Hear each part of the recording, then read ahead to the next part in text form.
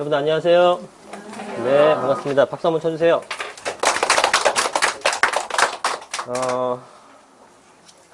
자, 오늘 저희가 지금 2시 10분인데 한 3시 40분? 1시간 반 정도 중간에 쉬는 시간 없이 한 번에 할 거고요. 오늘 내용을 뭘로 혹시 알고 오셨나요? 주제를? 주택임대사업자, 그죠? 네, 주택임대사업자에 대해서 이제 여러분들이 필수적으로 아셔야 됩니다. 만약에 주택이 있으신 분들이면. 네, 왜냐면, 이 내용을 좀 알아야, 어쨌든, 좀 여러 가지, 혜택을 많이 볼 수 있어요. 네, 굉장히, 이 정책을 알게 되면, 얘를 알게 되면, 많이 써먹을 수가 있습니다. 그래서 이거를 잘 이해를 하시는 게, 뭐 좋은 물건 찾는 것 이상으로 중요한 내용 같아요. 근데 내용이 진짜 복잡합니다. 제가 봐도 복잡하고 자꾸 바뀌어요. 그래서 헷갈릴 수밖에 없고요. 인터넷을 보더라도 자꾸 정보가 다른 틀린 정보도 나오고 또 올바른 정보도 아니고 적용이 아직 안 된 것도 있다 보니까 뭐 의견도 분분합니다. 전문가들 별로. 그래서 내용이 조금 복잡하긴 한데 어쨌든 개념을 좀 잘 이해해 두실 필요가 있어요. 잘 들으셔야 됩니다. 오늘 내용이 조금 이해하기 좀 어려우시긴 할 거예요. 제가 보더라도.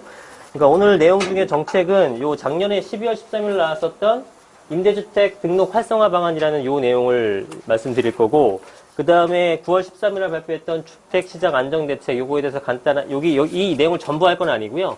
여기서 주택임대 사업자에 관련된 내용만 말씀을 드릴 거예요. 이 내용이 뭔지.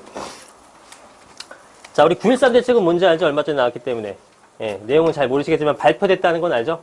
예, 요 내용이 발표됐는데, 요 내용 발표되고 나서 시장이 사실 굉장히 얼어붙었습니다. 그죠? 그래서 여기는 이제 종부세에 대한 상승, 종부세 인상안, 그 다음에, 가장 큰 것들은 이제 대출을 꽉 죄어버렸습니다. 대출을 아예 안 해주죠? 그래서 살 수가 없어요. 이제 구입을 하려 그러면 대출을, 자기 돈 현금 갖고 집을 사는 사람들은 거의 없고요. 이제, 전세를 안고 사거나, 전세를 안고 샀는데 전세를 안고 사는 게 갭이 많이 벌어지다 보니까 그게 힘들어졌어요. 그래서 대출이라도 안고 살려 그랬는데 이제 대출도 안 해주는 겁니다. 그래서 갭 투자도 안 되고 그 다음에 대출 받는 것도 안 되니 구입하기 힘든 거죠. 네. 그래서 이런 상황이 되는 거고 지금 현재 정부에서는 다주택자들에 대해서 굉장히 투기 세력으로 몰고 있는 겁니다. 네. 뭐 그건 보는 기준은 다 틀릴 테니까. 그래서 다주택자들이 지금 굉장히 힘든 상황이죠. 구입을 추가로 구입하기도 어렵고, 그 다음에 팔기도 어렵죠. 양도세 중과세 때문에. 그렇다고 보유하자니 종부세가 또 점점 보유세 부담을 느끼고 있고요. 그래서 어떻게든 팔아라. 뭐 이런 개념입니다. 집은 하나만 갖고 있으면 되지 여러 개 갖고 있냐. 이런 게 정부의 시각입니다. 근데 이제 그런 것들을, 다주택을 갖고 있는 사람들이 피할 수 있는 방법이 이제 주택임대 사업자예요. 정부의 의도는 주택임대사업자는 임차인의 안정을 위해서 물론 만든 거죠. 다주택자 투기꾼으로 규정하면서 그 사람들을 위해서 만든 제도는 당연히 아니겠죠. 근데 그게 좀 정부의 표현대로 하면 좀 악용되고 있는 거고 우리는 잘 활용하고 있는 거죠. 예, 그래서 투자를 할 때 주택임대사업자에 대한 부분을 반드시 연계해서 가져가야 되는 거고 물론 이제 무식한 방법으로 주택을 여러 개 사놓고요. 주택임대사업자도 안 내고 나중에 양도세 중과세 제도가 뭐 폐지가 된다거나 그죠? 뭐 그렇게 될 수 있겠죠? 예, 그럴 때까지 가져가는 방법도 있겠죠.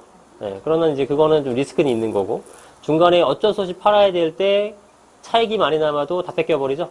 예, 그러니까 좀 답이 없는 거죠.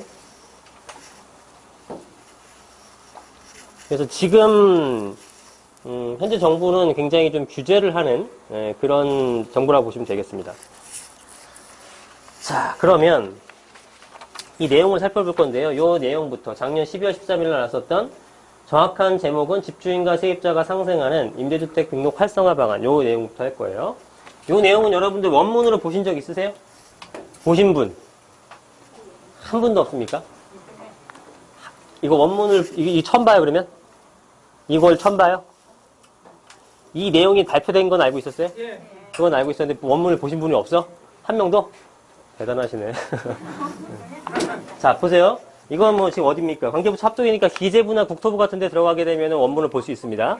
자, 그러고 아니면은 우리 네이버는 안 나오고 구글 같은 데 있어요. 구글 사이트가 있어요. 거기서 이 뭐 임대주택 등록 활성화 방안 치시게 되면 바로 사이트가 떠요. 예. 그 검색이 굉장히 잘 돼 있기 때문에. 한번 보여드릴까요? 보여드려야 아시겠다.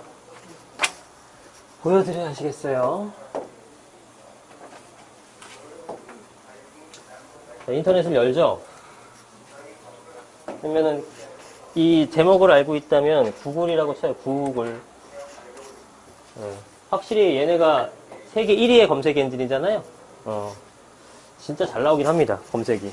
일단 주택시장 안정대책. 주택시장 안정대책. 이렇게 치면 이게 바로 떠요. 이렇게. 여기 들어가게 되면 여기 첨부 파일 봐서 이걸 다운받으면 돼요. 간단하죠? 나 네이버에서 해본 적 없는데 한번 해볼까요? 네이버에서 안 돼요? 네이버에서 이렇게 안 나올 것 같아, 내 생각에도. 해보신 분이 있나 보네. 주택시장 안정대책. 대책. 뿅. 나오네. 그죠? 엄청 많이 발전했다, 그죠? 이렇게 해서 뽑으시면 됩니다. 자, 어쨌든 이렇게 해서 원문을 뽑으면 이게 나오는 거예요. 요거 나오고, 요 내용을 갖고 설명을 좀 드릴게요. 인터넷에 이걸 한번 걸러서 기사로 설명한 것들은 여러분들이 보긴 쉬운데 해석이 잘못되는 경우도 간혹 나와요. 그래서 이걸 원문으로 보는 게 좋을 것 같다. 이렇게 됩니다. 그래서 우리가 볼 거는 이 중에서, 몇 개 살펴볼게요. 여기 뒤에 글 보이세요? 네. 자, 이게 처음에는 이 임대사업자들한테 굉장히 유리한 제도였습니다. 굉장히 유리한 제도였어요. 그래서 왜냐하면 등록을 시켜주려니까 당근을 주는 거죠. 인센티브를 계속 주는 거예요. 왜 그러냐면 우리나라는 지금 보면 1937만 가구가 있답니다. 그리고 집은 1988만 채가 있대요. 그런데 자가거주하는 게 1100만, 임차 가구가 835만이에요. 전월세 가구는, 사적 전월세 가구는 580만. 근데 총 1988만 채 중에서 개인이 1759만 채를 갖고 있고요. LH나 법인이 229만 채를 갖고 있어요. 그러니까 우리는 공적 임대시장이 많아요? 사적 임대시장이 많아요? 사적 임대시장이 훨씬 많은 겁니다. 그죠? 싱가포르나 독일 이런 나라들은 그렇지가 않죠. 공공에서 굉장히 많단 말이죠. 그러니까 조절이 잘 돼요. 그러니까 전월세가 안정돼 있죠. 그죠? 정부가 많이 관여를 하니까. 근데 우리나라는 그게 안 돼요. 법인도 사실상 개인이 만든 법인도 얼마나 많습니까? 그래서 LH가 갖고 있는, 사실상 LH가 SH나 LH 이런 팀들이 전부 다인데 해봐야 개인한테 잽도 안 됩니다. 그러니까 우리나라에서는 이러한 여러분들 같은 임대인들한테 잘 보일 수밖에 없어요, 사실은. 예. 여러분들이 세 안 놓게 되면 전월세 시장이 다 망가져 버리니까. 그죠? 그래서 이런 사람들한테 LH나 이런 데서는 추가적으로 뭐 이렇게 매입한다거나 하고는 있지만 세 발에 피고, 그 다음에 추가적으로 뭘 하려고 해도 뭐 자금 예산이라든가 이런 게 좀 집행이 쉽지 않다 보니까 이런 사적 임대 시장을 공공성을 부여하는 거죠. 그게 이제 준공공 임대주택이라든가 이런 의미가 되는 겁니다. 공공은 아니나 준공공적 성격을 띈 것들, 개인이지만 공공적 성격을 부여하는 거죠. 여러분들이 주택임대사업자를 내시게 되면 이 여러 가지 혜택만 있는 것이 아니라 계약갱신 청구권이라든가 전월세 상한제를 받게 되는 겁니다. 그래서 연 5% 인상률 제한 같은 게 걸리죠, 대표적으로. 네, 그런 것들이 안 했으면은 내 마음대로 올릴 수 있는데 이걸 하게 되면은 혜택 받는 대신에 넌 이런 걸 지켜줘 하고 기브앤테이크를 하는 거예요, 정부랑. 그죠? 이런 시장이 이런 상태이기 때문에 인센티브를 줄 수밖에 없었고, 많은 사람들을 임대주택 등록자로 등록시키기 위해서는 이러한 당근책을 마련했다. 근데 여기 보면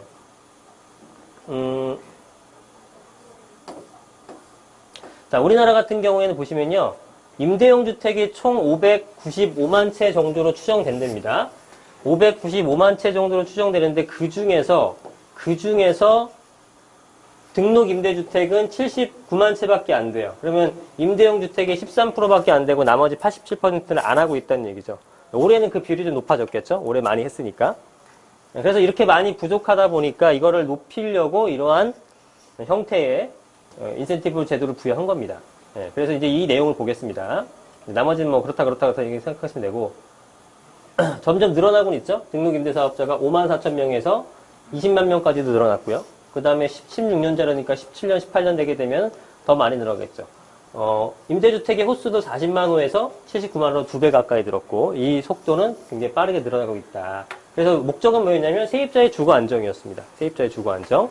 근데 우리도 많이 했어요. 정말 세입자의 주거 안정을 위해서 우리가 주택임대사업자 등록을 했느냐? 솔직히 그런 사람은 없죠. 그죠? 네. 주택임대사업자 등록하신 분 여기 꽤 있죠? 손 들어보세요. 그죠? 이분들 세입자의 주거 안정을 위해서 내가 사회에 기여하기 위해서 하셨다 분도 없죠? 내 목적 위해서 하는 거예요. 그죠? 그건 나쁜 게 절대 아니야. 그죠? 개인이 개인의 이익을 위해서 움직이는 거죠. 당연한 겁니다. 그래서 어쨌든 이거를 활용하게 되는데, 일단 내용이 이런 겁니다. 자, 먼저 볼게요. 임대주택 등록 활성화 어쩌고저쩌고저쩌고에서 먼저 혜택은 어떤 거 주느냐? 지방세에 대한 감면을 확대해 줍니다. 지방세라는 게 가장 대표적으로 우리 그 재산세와 그 다음에 취득세가 있습니다. 그럼 종부세와 양도세는 뭐냐? 얘는 국세라고 합니다. 네, 여러분들이 국세청에다가 세금 내는 거 있죠? 세무서에다 세금 내는 거. 그런 건 종부세나 양도세 같은 이런 것들은 국세라고 하고요. 나라에 대한 세금. 지방세는 어디다 내는 거예요? 그렇죠. 네, 그거는 취득세 같은 것들이라든가 재산세 같은 것들은 구에 내잖아요. 그죠? 네, 그렇게 되는 겁니다. 그래, 보시면 자, 현행은 볼 거 없고요. 이제 현행은 볼 거 없고 현행을 봐야겠네. 여기서 바뀐 걸 봐야 되니까.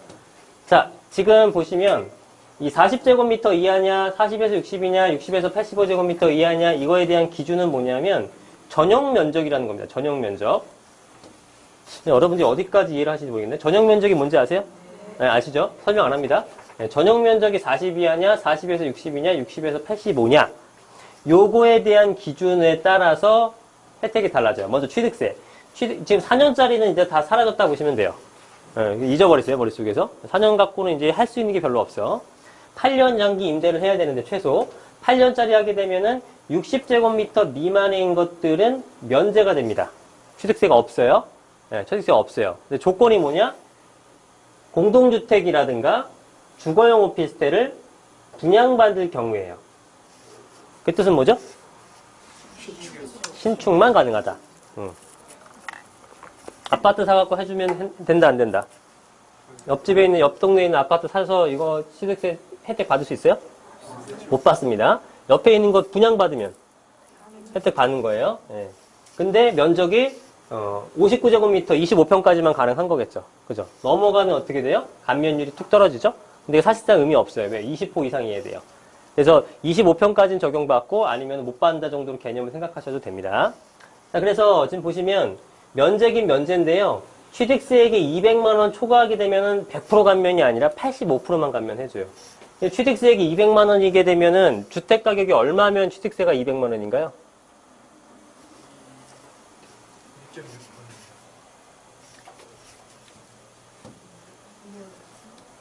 여러분 심각합니다 지금. 아셔야 될 게 너무 많은데. 네. 세금이 취득세가 200만원 나왔어요. 응? 그러면 200만원 나왔는데 얼마짜리 아파트를 곱하기 몇 퍼센트 하면 200만원. 그 취득세율 자체를 일단 모르는 거네. 그죠? 취득세가 몇 프로예요? 1%. 1%. 1%고 뒤에는 이제 뭐 지방교세가 더 붙는 형태는 되는데 취득세 계산할 때는 이걸로 계산한 겁니다. 그러면 A가 얼마짜리죠? 2억짜리죠. 2억. 2억짜리가 200만원 나와요. 200만원 넘어간다는 얘기는 2억을 초과하는 주택 같은 경우는 다 100% 면제가 아니라 85%만 면제해준다는 얘기죠. 그럼 요즘에 여러분들 2억짜리 미만의 주택 봤어요? 못 봤죠? 그러니까 사실상 85% 감면이다 정도로 개념을 이해하셔도 됩니다. 그죠? 실거래가로 실거래가입니다. 예, 실거래가. 취득세에 대한 이거는 그 기준 가격은 이게 그 공시지가가 아니죠. 예, 이거는 양도세나 취득세 같은 거는 실거래가로 움직이기 때문에 이것도 실거래가로 하는 거예요. 자, 그래서 사실상 60제곱미터 미만, 전용 60제곱미터 25평 아파트 미만에 있는 빌라든 아파트든 오피스텔이든 이런 애들은 85% 감면을 해주네. 이렇게 생각하시면 됩니다. 요거 넘어가게 되면 못 받네. 그죠? 그 다음에 재산세는 일단 한 개만 임대해도 됩니다. 한 개. 2호 이상 임대가 아니에요. 한 개만 임대해도 되고요. 역시 마찬가지로 공동주택도 가능하고요. 주거용 오피스텔도 가능합니다. 네, 주거용 오피스텔. 주거용 오피스텔도 한 대 갖고 되는 건가요? 네, 하나 갖고 됩니다. 네, 주거용 오피스텔이나 공동주택이나 또는 이잖아요. 주거용 오피스텔 한 개도 재산세 혜택을 받고요. 취득세 혜택을 받습니다. 네. 그럼 주거용 오피스텔이 뭐죠? 주거용 오피스텔이 뭐야? 오피스텔이면 오피스텔이지. 도시생활주택은 주택이 들어가는 거예요. 오피스텔이 아니죠?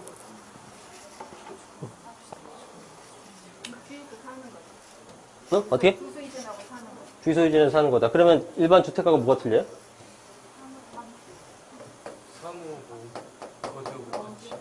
주택과 오피스텔. 근데 오피스텔은 일반 오피스텔이 있고요. 일반 이런 오피스텔이 있고 주거용 오피가 있어요. 뭐 주택을 모르시는 분은 없을 거고 저거에 이제 뭐 다세대 주택이든 아파트든 도시형 생활주택이든 주택자 들어가면 다 주택이에요. 네. 오피스텔은 일반 오피스텔이 있고 주거용 오피스텔이라고 별도로 있거든요. 이게 뭔 차이일까요?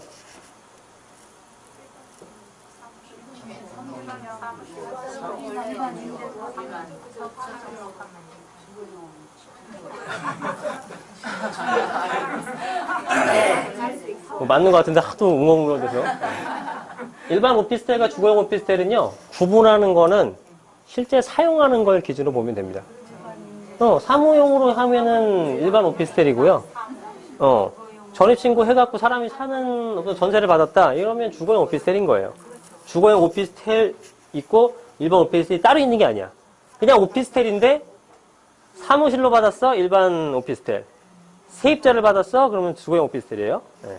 그래서 이러한 주거용 오피스텔일 경우, 이게 뭐야? 이러한 주거용 오피스텔일 경우에 내지는 일반 주택일 경우에 하나만, 이거는 예전 거고요. 하나만 임대를 하더라도 재산세의 감면 혜택을 적용받아요. 얼만큼 받냐면 40제곱미터 이하라 그러면 아예 면제가 됩니다. 재산세가 없어요. 재산세가 없어. 그럼 40제곱 이하로만 계속 살면 어떻게 돼?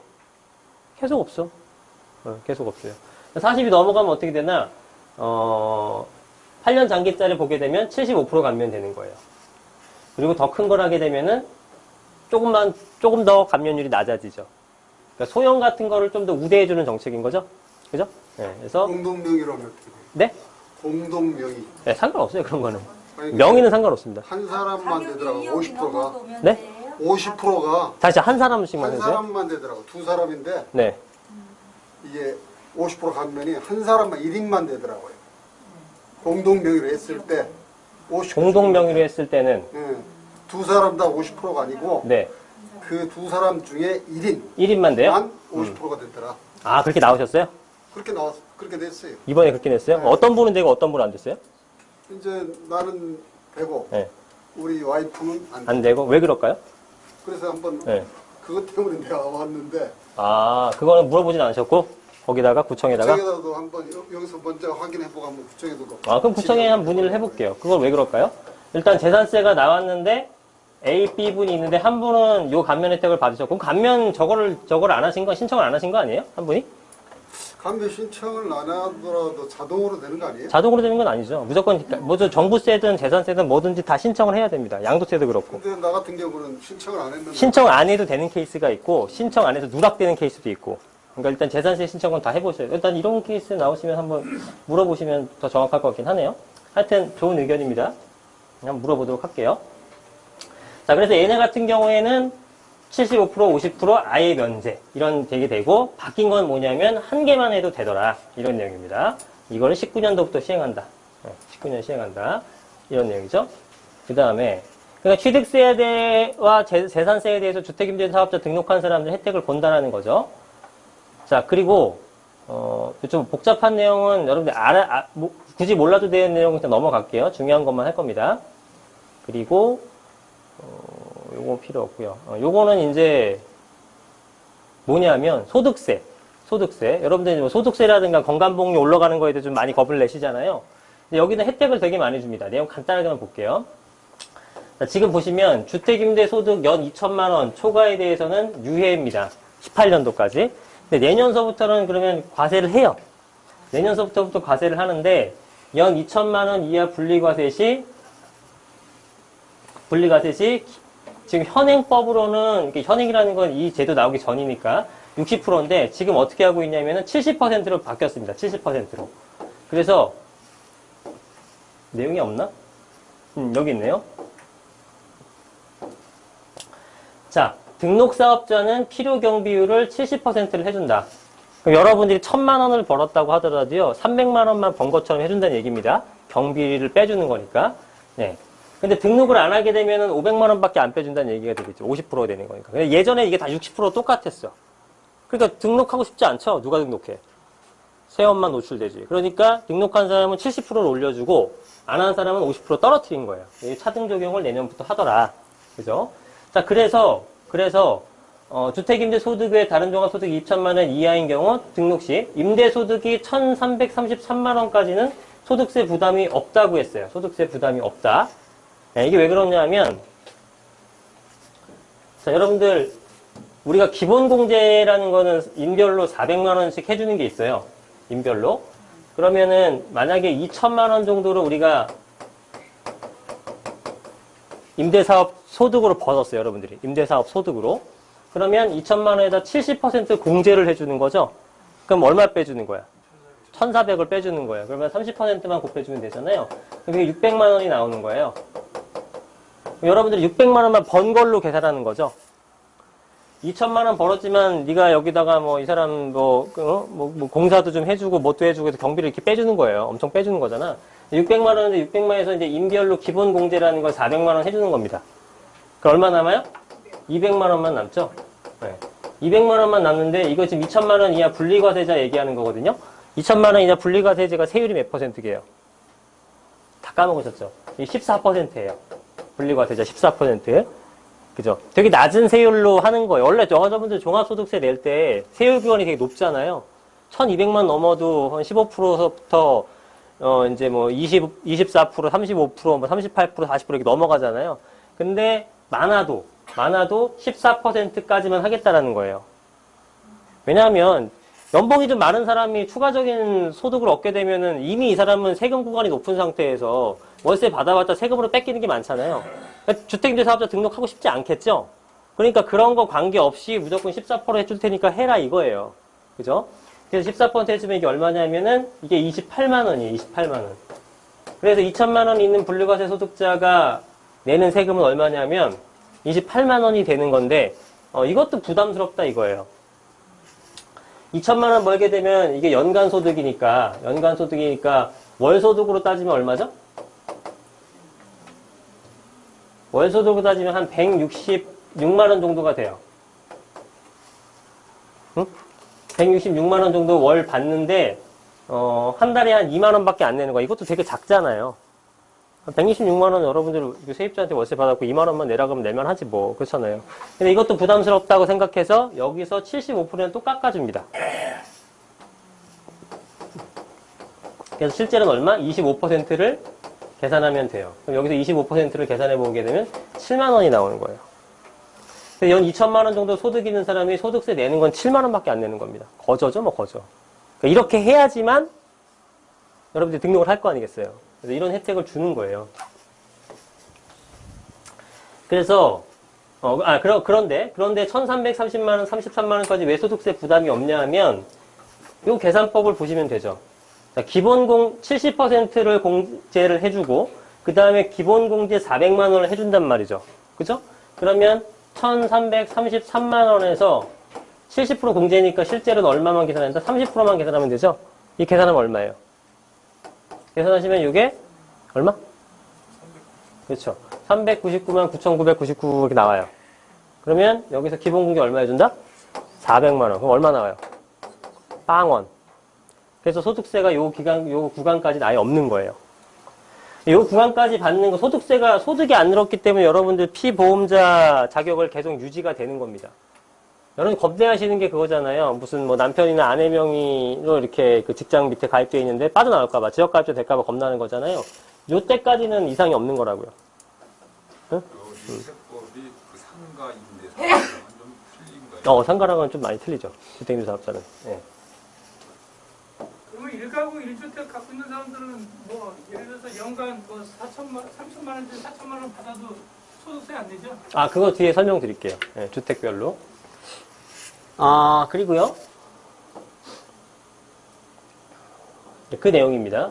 그래서 실제로는 연 2천만 원까지가 아까 계산했었죠? 우리 7만 원밖에 안 나오는 거예요. 그 다음에 1333만 원 하더라도 소득세에 대한 부담이 없다. 등록을 안 하게 되면 800만 원까지면 소득이 없고 그 이상부터 나오게 되는 거죠. 왜? 경비율이 틀리니까. 그래서 800만 원에 50%가 400. 기본공제 까면 끝. 그죠? 얘는 800밖에 안 되는 거죠. 얘처럼 1333만 원이면은 50% 깎아주는 거니까 한 670 정도가 생기게 되죠. 예. 그래서 400만 원 깎아주면 270에서 납부를 해야 되는 거란 얘기죠. 그런 차이가 있다. 자, 소득세는 여러분들 뭐 크게 신경 쓰는 부분은 아니고, 이제 양도소득세, 이런 게 제일 중요한 거예요. 이게 이제 포인트예요. 메인이죠, 이제. 자, 일단은 8년 이상 임대사업자만 가능합니다. 이제 그 4년짜리, 5년짜리 이런 거 있었잖아요. 그런 걸로는 혜택을 받을 수 있는 게 거의 없어졌어요. 올해 4월달 이후부터. 그죠? 단기, 장기를 구분할 필요가 없습니다. 무조건 8년 이상. 차라리 10년짜리랑 비교하는 게 맞아요.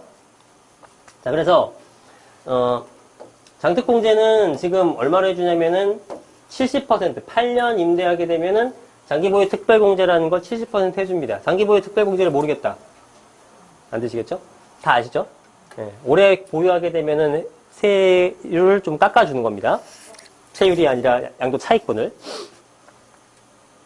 그래서 이게 기존에는 5년만 하면 됐지만 지금 현 시점에서는 다 8년이에요. 왜? 18년 4월달부터 시행됐기 때문에. 자, 이렇게 되면 되고요. 그 다음에 주택임대사업자로 등록했을 때 장점이 또 뭐가 있냐면은 지금처럼 장기보유 특별공제를 해준다. 그 다음에 양도세에 대해서 중과세를 배제를 하고요. 종부세에 대해서 합산을 배제합니다. 그죠? 양도세에서 중과를 배제하고 종부세, 그러니까 주택임대사업자 등록한 것들은 주택이 여러 개더라도 양도세 중과를 배제를 해주고요. 종부세를 다 합쳐갖고 계산하는데 그걸 합치지 않는다는 얘기예요. 각각을 하는 겁니다. 종부세는 다주택자인 경우도 6억 이상이어야지만, 공시가 6억 이상이어야지만 세금 내잖아요. 공시가 그 미만인 것들은 100개를 갖고 있어도 종부세가 하나도 안 나온다는 얘기가 되는 거예요. 합산을 배제하기 때문에. 양도세는 85제곱미터 이하만 되면 되는 거예요? 뭐 네. 이런 거 상관없어요? 네네. 여기 보시면은 현행 85제곱미터 이하 적용. 그죠? 요거는 6억 원 이하 적용. 그러니까 장기보유 특별공제는 85 이하기만 하면 되는 거고요. 중과배제, 합산배제는 6억 원 이하기만 하면 되는 겁니다. 여기서 6억 원은 공시가예요. 여기서 6억 원은 공시가다. 근데 여러분 이게 내용 보시면서 뭐 이상한 거 없습니까? 6억 원이 넘으면은 네. 그 종부세는 무조건 나오는 거네요. 그렇죠. 근데 3개월 이내에 해야 된다는 여러분들 이게 헷갈리시는 거예요. 그거는 다른 내용입니다, 또. 네, 3개월 이내는 거는 또 다른 내용이에요. 지금 공시가를 몇 프로 반영해요? 시골에 보통 아파트 같은 경우는 60%에서 70%. 근데 뭐 올해 같은 경우는 또 막 올랐잖아요.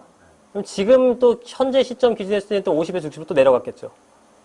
지금 6억 있는 무슨 내용인지 이해가 되시나요? 왜 이러죠? 보통 얘네가 그 공시가를 산정을 할 때 언제 조사를 하냐면 매년 1월 1일 날 조사를 하는 거예요. 그래서 4월달, 5월달에 이제 발표를 해갖고 공시를 하는 거거든요. 그러면은, 뭐 17년도 1월 1일 날 조사를 18년이구나. 18년도 1월 1일 날 조사를 했을 거 아니에요. 근데 조사를 해보니까 시가가 예를 들어서 뭐 한 8억이었다. 그럼 요걸 기반해갖고 뭐 얼마 정도 책정했을 거 아니에요. 그러면 우리는 한 70% 해야 되니까 10% 한 5억 6천 정도로 만들었단 말이에요. 시가를. 그런데 한 또 9개월, 10개월 사이에 얘가 9억 5천 됐잖아요. 계산하기 쉽게 10억 됐잖아요, 또. 그러니까 지금은 70% 만들어 놨더니 지금 다시 한 56%밖에 안 되는 꼴이잖아요. 매매가 10억에. 그러니까 계속 이게 올려도 이제 올라가게 되면 떨어지고 하는 거예요. 그러니까 공시가도 매년 올라가긴 하는데 이걸 못 따라잡는 거죠. 지금은 현재 시점 가격에 기준하게 되면 9.13 대책까지 9개월 동안 또 열심히 올랐으니까 아마도 60% 내외 아파트는 빌라 같은 건 한 50%에서 55% 내외 이 정도밖에 안 될 겁니다. 네, 다 틀리지만. 그런 정도의 내용인 거죠. 그래서 그 공시가가 6억이라고 하면 뭐 아파트 10억짜리 정도까지도 되는 거예요. 그죠? 시가로 보게 되면. 예, 그런 것까지 된다. 근데 여러분들 이상한 걸 느껴야 되는데 못 느끼겠죠. 양도세 중과 배제라든가 종부세 합산 배제가 요때는 적용됐는데 요 9.13 대책 때 다 사라졌어요. 예. 다 사라졌다고. 지금 이게 안 된다고요. 그래서 9월 13일 이후에 구입한 주택에 대해서는 주택임대사업자 등록을 하더라도 양도세 중과나 종부세 합산 배제가 안 되고 합산 과세되고 양도세 중과합니다. 이해되셨죠? 그 전에 그럼 분양받은 거는 아직 준공한 데는 어떻게 되는 거예요? 입주 시점으로 보는 거예요? 괜찮습니다. 그거는. 괜찮습니다. 그러니까 9.13 대책, 전에 9.13 대책 전에 분양받은 거, 예, 분양을 받든 뭐 하든 계약한 거 있죠? 예, 이거는 다 인정받아요. 저 상태로 인정받는 예, 예, 예. 그 소장님 그 거주 2년 하는 거하고는 상관없어요? 거주 2년하고는 관계없죠, 이거는. 예. 거주 요건이라는 게 안 들어가 있잖아요. 양도세는 상관없다 이거죠? 나중에 팔 때. 응? 임대사업자 뭐 물어보시는 거예요? 거주를 안 하고 그 임대를 놓고 있는데 거주랑은 전혀 관계없죠, 얘는. 어차피 임대주택이잖아요. 임대만 끝내면 되죠. 나중에 팔 때니까 양도소득세를 안 내냐. 양도세를 안 내진 않아요. 중과를 배제한다는 거지. 일반 과세한다는 얘기입니다. 일반 과세. 예. 그래서 이런 내용이 있더라. 근데 분양받은 것은 음, 지금 주택임대사업자 등록을 할 시점이 아니잖아요. 할 수는 있어요. 임대 개시를 안 하는 거죠. 임대 계시는 완공한 다음에 하면 되는 거고요. 그러면 이제 저기 분양받을 당시 그 날짜로 따지는 겁니까? 아니죠. 임대 개시부터는 따지되 등록을 먼저 할 수 있다는 얘기죠. 임대사업자 등록은 여러분들이 취득을 완료하고 내는 게 아니에요. 완료하고 내던, 계약만 하고 내던 그건 여러분들 마음이고, 임대 기간의 산정은 여러분들이 실제로 임대를 놔야죠. 아, 이거 큰일 났네? 그럼 입주권 같은 경우는 봐봐요. 난 그래도 어느 정도 여러분들이 조금 있을 줄 알았더니 조금 더 기초적인 것부터 설명드릴게요. 자, 주택임대사업자라는 것은요, 두 가지를 해야 됩니다. 첫 번째, 등록을 해야 돼요.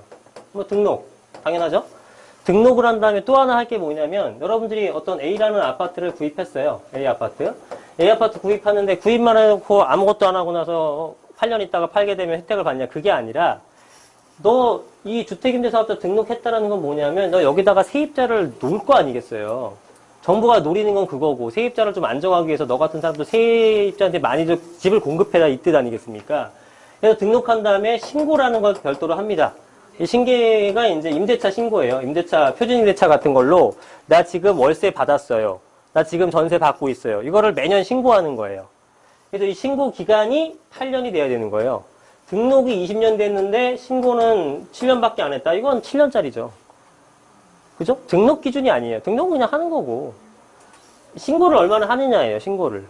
그러니까 분양권 상태에서 지금 18년도 11월 달에 분양을 받아가지고 이 아파트가 21년도 1월 달에 입주를 한다. 네, 그러면 지금 당장 18년도 11월에 이게 그 주택임대사업자 등록은 할 수 있어요. 등록은 할 수 있으나 얘가 8년 될라 그러면은 결국 얘는 28년도, 29년도 1월까지는 기다려야 된다는 거예요. 이 기간으로 따지면 10년이 넘지. 아 근데 하나 여쭤보겠습니다. 예. 저 같은 경우는 그 재개발 구역에 네. 그 집에 있다가 그 멸실돼서 지금 그거를 가지고 등록을 하려니까 네. 세입자가 없는데 어떻게 등록을 하냐 그러고 시청에서 안 해줬거든요. 그럼 좀 멸실돼서 멸실된 상태? 멸실된 상태에서는 주택으로 보지 않기 때문에 그런 것 같은데요. 만약에 관리처분 전에 있는 것들은 인정 다 되고요. 근데 관리처분 전에 했더라도 이제 멸실되고 새로운 그 아파트가 입주 시점까지 몇 년이 걸리잖아요. 예. 그러니까 임대사업자 등록에 대해서 그런 어떤 그 뭐랄까 특혜 같은 게 없을 것 같아요. 그게 등록 자체도 안 되고. 근데 그거는 네, 해놨더라고요. 그러니까 하러 갔는데 네. 그 퇴짜 맞고 왔어요. 그건 구청 직원이 제가 잘못한 것 같긴 해요. 왜냐하면 구별로 좀 다 틀린데, 받아준 데도 있어요. 네, 받아준 데도 있어요. 안 받아준 그러니까 안 받아준 데도 있고. 그러니까 이제 그거는 얘기하면 되는 거고, 그러니까 그거는 사실 뭐가 맞다 틀리다가 될 수는 없을 수도 있어요. 왜냐하면 입주권 상태라 그러면 주택이라고 볼 수 없다라고 판단하는 것도 틀린 법적 해석은 아니긴 하거든요. 그래서 이제 지금 이런 부분들이 좀 중요한 거는 등록 시점보다 모든 임대 기간은 다 채워야지만 의무 임대 기간을 채워야 된다라는 것을 잘 이해하십시오. 자, 이 부분에 대해서 지금 막 헷갈려 하는 것들은 제가 오늘 아니라도 별도의 영상으로 한번 올려놓을게요. 찾아봐서. 자, 건보료 같은 건. 생각나서 하나 여쭤볼게요. 네. 재건축 아파트 현재 네. 그 입주자가 지금 살고 있어요. 세입자가. 네. 1억에 예를 들어서 보증금 1억에 전세 살고 있어요. 네. 근데 관리처분에서 이제 이주하고 연실되고 새 아파트를 짓습니다. 25평이든 30몇평이든 분양받아서. 예. 그럼 금액 차이가 많잖아요. 세입자 금액 차이가. 그건 인정 안 해주잖아요. 임대사업에. 그것도 문제라고. 아, 5% 연장 제한에서? 그렇죠. 안 되죠. 여기는 1억에 살고 있었는데 3년 후에 제가 이제 새 집을 그거는, 예, 그걸 인정 안 해준대요? 그건 인정 안 되는 거예요. 그럼 1억짜리가 그 다음에 1억 500으로 된다고요? 그렇죠. 그렇게밖에 안 인정 안 돼요. 에이, 설마, 그건 아니겠죠. 그 사례는 아직 없지만, 굉장히 모순이 많더라고요. 네, 그거는 아닐 거예요. 아니 그것도 안 된다고 그렇게. 아, 그러니까 그 구청말을 무조건 믿지 말라니까. 다 틀리다니까요. 예. 국토부의 문의예요. 국토부에 문의하든 뭐 찾아봐야죠, 여러분들. 그냥 앞으로도 이제 해석은 돼. 근데 그거는 상식적으로 말이 안 되는 해석이잖아요. 그거는 비상식성이기 때문에 법령이 그렇게 나와도 고쳐질 거예요. 그건 말이 안 되죠. 아니, 1억짜리 아파트가 나중에 5억 받을 수 있는 거 1억 500 받으라고 그러면 이거는 집단 소송감이죠. 그래서 등록했다가 음. 자꾸 등록했다가 취소했어요. 그러니까 막 취소하지 마세요. 그거는 그 공무원이 틀린 해석을 내릴 가능성이 굉장히 높아 보여요.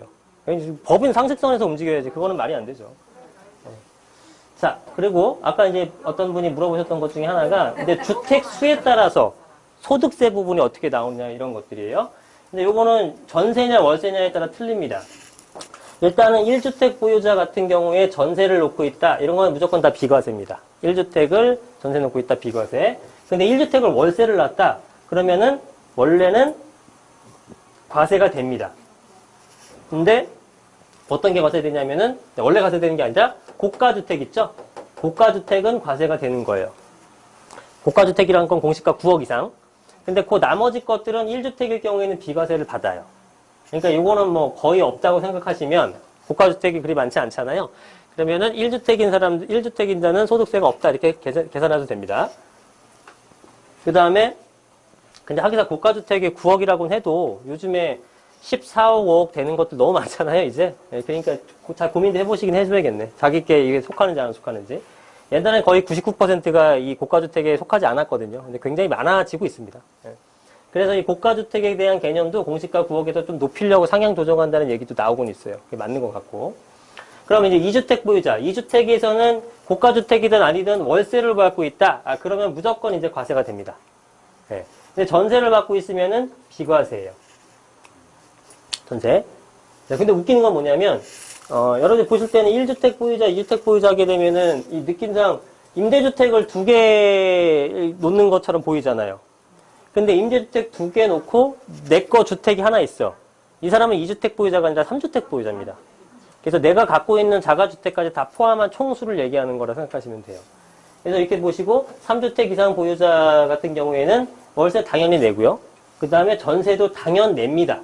근데 일부 항목에 대해서 비과세를 받는 것들이 있어요. 60제곱미터 이하 3억 이하 이런 것들만.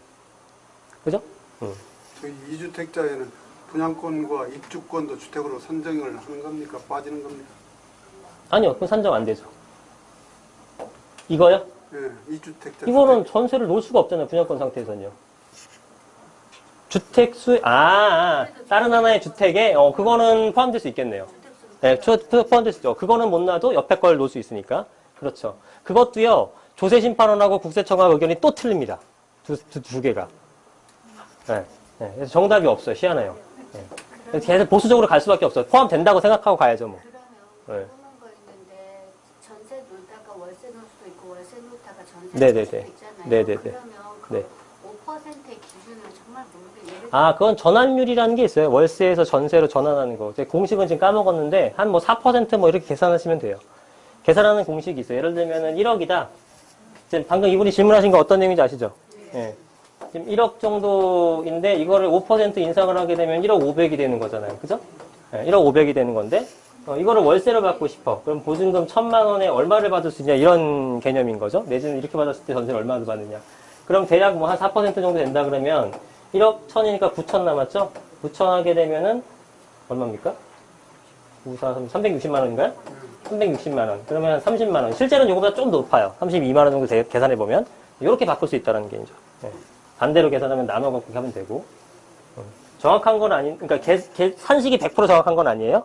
이거 뭐 월세로 나눠 갖고 하는데 대충 이렇게 뭉뚱그려서 나옵니다. 비슷하게. 예.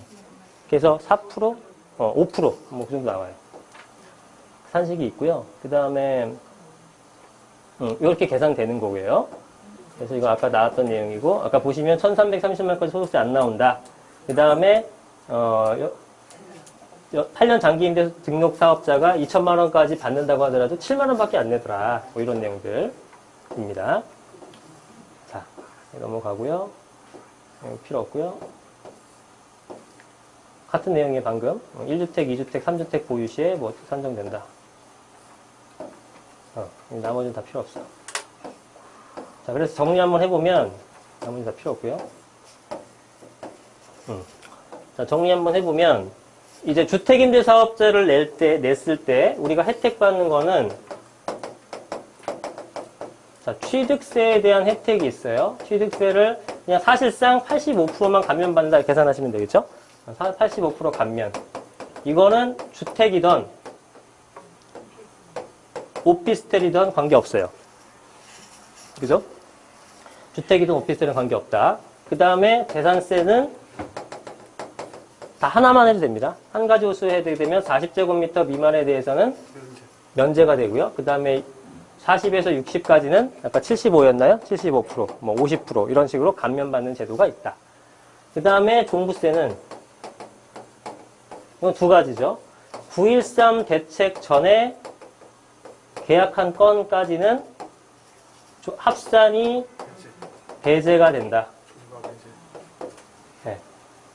그런데 이거 후에 계약한 것들에 대해서는 과세가 된다. 그죠? 근데 이제 9.13 전에 저기 분양받은 것도 해당되는 거죠. 네, 계약을 한 거니까. 네. 네. 그 다음에 양도세는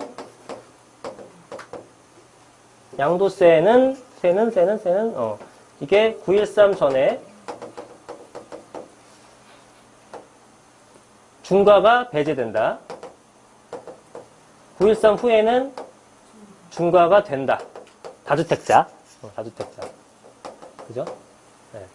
그래서 이렇게 되는 건데, 지금 다주택자 중과세가 왕창이죠? 다주택자 중과세가 1주택자는 지금,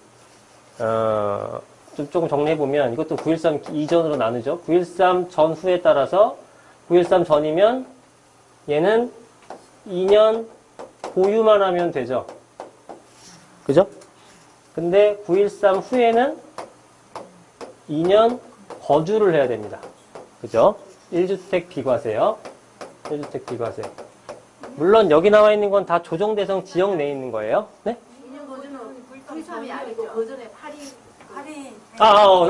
죄송해요. 맞아요. 파리 대책. 이렇게 지적 좀 해줘요. 뭐 틀리면. 네. 넘어가면은 또, 이건 파리 기준입니다. 파리 전, 파리 후. 17년도입니다. 17년도. 17년도 파리, 2년 보유, 2년 거주 요건을 채워야 된다. 그죠? 그 다음에, 2주택은? 네? 2주택은 뭐 4월 1일서부터 올해 4월 1일서부터 이제 다주택 중과가 됐고요. 이 양도세에 대한 비율이 양도세의 일반 과세율 이건 얼마인지가 알아야겠죠? 일반 과세율. 그래서 요거는 양도 차익이라는 것은 2억에 샀다가 3억에 팔았다. 양도 차익이 얼마다? 1억이죠. 그 개념으로 0원에서 1,200만 원까지가 있고요. 1,200만 원에서 좀 높여볼게요. 쓸 게 많으니까. 1,200만 원에서 이제 4,600만 원까지가 되고 4,600에서 8,800이 되고요. 8,800에서 1억 5천이 되고요. 1억 5천에서 3억에서 5억에서 그 이상. 맞죠? 틀리면 얘기해줘요. 이게 6%. 이게 6%. 그 다음에 요게 15%. 그 다음에 요게 24%. 그 다음 얘가 35%. 그 다음 얘가 38%. 그 다음 얘가 40%. 최대 42% 구간이 신설됐죠. 그래서 요게 일반 과세인데 2주택자는 요 일반 과세에다가 플러스 10%포인트가 더 붙는 겁니다. 그 다음에 3주택자는 여기서 플러스 20%포인트가 더 붙는 거죠. 그럼 2주택자는 16%서부터 시작을 하는 거예요. 그리고 25%가 되는 거고 짝짝짝짝 내서 최대 52%가 되는 거죠. 얘는 더 심하죠? 얘는 26% 시작해가지고 짝짝짝짝 와서 최대 62%까지 부과가 됩니다. 근데 실무에서는 여기 양도세율에다가 양도세가 세금이 딱 부과가 된 다음에 지방교육세가 10%가 더 붙어요. 그럼 세율로 따지면 62%에다가 6.2%가 더 붙는다는 얘기죠. 그래서 68.2% 거의 3분의 2가 넘게 뺏어가는 거니까 아무도 못 파는 거예요. 그죠? 10억 벌어도 3억 남아. 예, 안 팔 수가 없죠, 도저히. 그러니까 매물이 잠김 현상이 생길 수밖에 없는 거예요. 예. 그래서 이 다주택자가 피할 수 있는 방법은 두 가지라고 그랬죠? 하나는 무진장 버티기. 예, 무진장 버텨갖고 이게 풀어질 때까지 버티기예요. 그거는 자산가들은 할만합니다. 뭐 보유세 뭐까지 거 내면 되지 뭐 이런 되는데 그게 아니라 내가 좀 불안하다 하면 주택임대사업자 등록을 하게 되면 2주택자도 다 요세율로, 3주택자도 다 요세율로, 100주택자도 다 요세율로 가는 거예요. 그죠? 그래서 요거가 좋은 거죠. 근데 요게 언제까지다? 9.13 전까지다. 9.13 전에 취득한 거, 9.13 전에 계약한 건까지만 인정받고 앞으로의 오늘 구입했다는 것들도 요거는 혜택을 받지는 못한다는 얘기가 됩니다. 그럼 다주택자들은 지금 사봤자 의미가 없느냐? 요 세율적인 면에서는 답답해졌어요. 근데 여전히 혜택 받는 것들이 몇 있습니다. 그게 뭐냐면 장기보유 특별공제라는 거예요. 그래서 이 장기보유 특별공제는 오늘 사서 오늘 등록해도 장기보유 특별공제를 받아요. 그래서 여전히 주택임대사업자는 늘어날 가능성이 높습니다.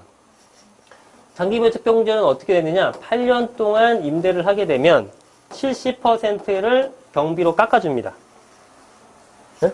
그러면 만약에 우리가 10억짜리를 5억짜리를 샀어요. 10억 됐어. 5억 올랐죠? 5억 올랐지만 여기서 70%를 어떻게 된다? 깎아주는 겁니다. 그러면 1억 5천만 양도 차익으로 보고 계산되는 거예요. 여전히 혜택이 크죠? 그죠? 여전히 혜택이 큽니다. 할만한 거예요. 그쵸? 그 임대사업자를 낸 날로부터 따지는 겁니까? 그럼 아니요, 낸 주택은 적용받아요. 네? 낸 주택은 적용받는 거예요. 임대사업자 낸 주택은. 아니에요. 등록. 네. 모든 거는 정답은 없지만 제가 알고 있기로는 이건 등록하게 되면은 그 주택은 다 인정받습니다. 취득한 날이 아니라, 저기죠. 취득한 날이죠. 등록한 날이 아니라. 취득한 날. 네, 부터 적용이 되는 거예요. 2001년부터 해가지고 지금 현재 판단은 한 3억 정도 3억 천 정도 올랐거든요. 네. 그럼 그건 임대 등록자 신청했고요. 언? 2004년에. 네, 2004년에. 그러면 지금 70% 지금 하면 받을 수 있는 건가요? 팠죠? 거기서 팔았는데 40%만 해줬잖아요. 2001년에 구입했는데? 네, 2004년에 등록했어요. 죄송해요. 이거는 지금 지금 80%, 70% 상승한 거는 19년도부터 시행이 된 겁니다. 그 전까지는 50%, 그 전에 더 적었죠. 네, 지금은, 내년에 판다면 70%를 적용받으겠습니까? 지금 보시면 여기 내용이 나와 있는데, 주택임대사업자는 여기 나왔었나? 그런 내용은 없더라고요. 주택임대, 나왔는데 어디? 안 나오네. 장기보유 특별공제에 대한 내용이, 여기는 안 나왔었나? 그럼 여기 한번 볼게요.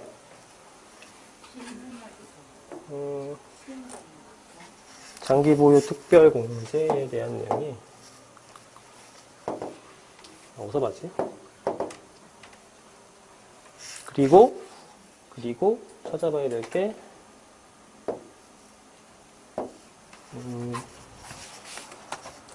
그 법조문 여러분 찾으실 때는 법제처라는 데 들어가시면 되고요. 법제처를 들어가시면 여기다가 이제 법령을 검색하는 겁니다. 법령이 이건 도세특례제한법이죠. 도세특례제한법.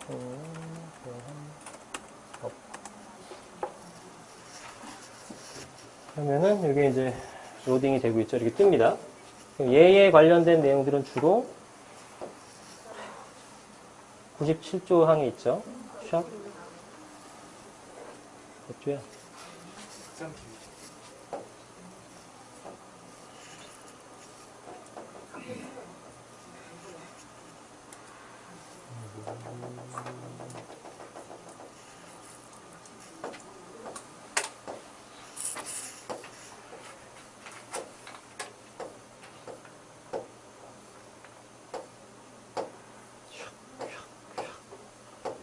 법도 진짜 많죠. 이 한 법만 이 정도인데, 그죠? 법이 뭐, 무수하게 많습니다. 여기 모든 법령이 다 나와 있습니다. 이 사이트에 가면. 원하시는 법을 찾을 수가 있어요. 자, 97조가 올 때가 됐는데, 99조, 98조, 여기 있습니다. 이제 97조,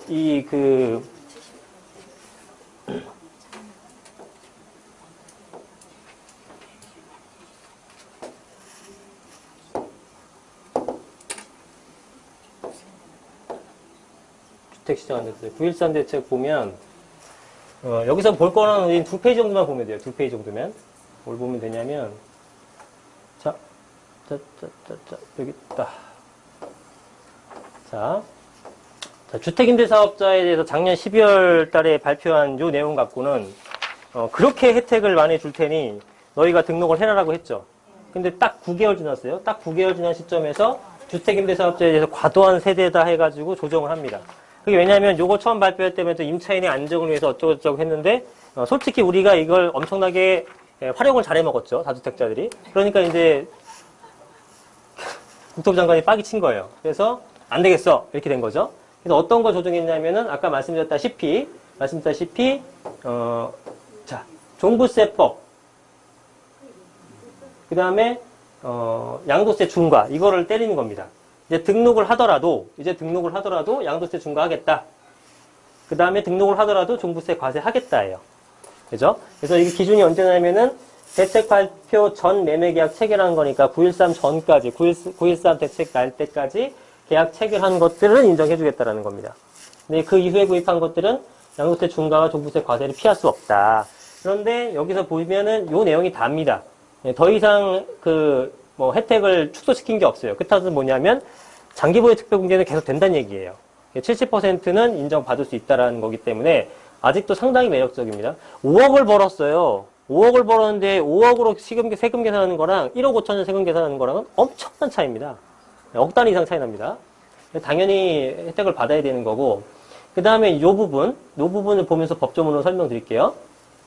자, 등록 임대주택 양도세 감면 가액기준 신설. 그래서 가액기준 신설되고 이 법이 없었던 건 아니에요. 이게 14년도부터 나왔었나? 14년 말부터 나왔던 것 같은데, 어쨌든 이게 어떤 내용이냐면 아까 어떤 분이 질문하셨던 게 이거예요. 양도세가 100% 면제가 되는 제도가 있습니다. 그래서 10년 이상 임대를 하게 되면 양도세가 100% 면제가 되고요.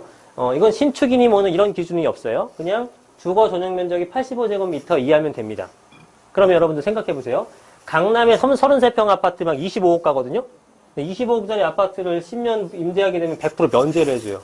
차이가 엄청나게 클 텐데, 그죠? 그러니까 이게 좀 불합리하다 싶어가지고 이거를 이번에 바꾼 겁니다. 수도권 같은 경우에는 6억 원까지 가액을 신설한 거예요. 그럼 이제 6억이 넘어가는 것들에 대해서는 이 제도를 적용을 안 된다는 겁니다. 그죠?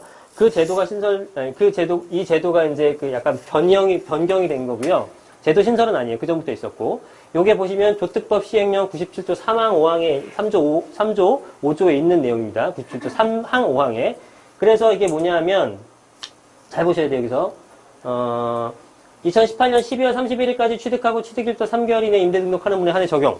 그럼 여러분들이 기존에 있었던 건 돼요, 안 돼요? 기존에 있었던 거 돼요? 기존에 있었던 건 안 되죠. 왜? 취득하고 3개월 이내에 해야 되기 때문에. 그죠? 그러니까 여러분이 예전에 갖고 있었던 거, 얼른 써먹어야지 얼마 안 남았네? 안 되는 겁니다. 예. 나 10월 달에, 난 9월 달에 구입했는데, 그건 빨리 하셔서 갔으면 돼요.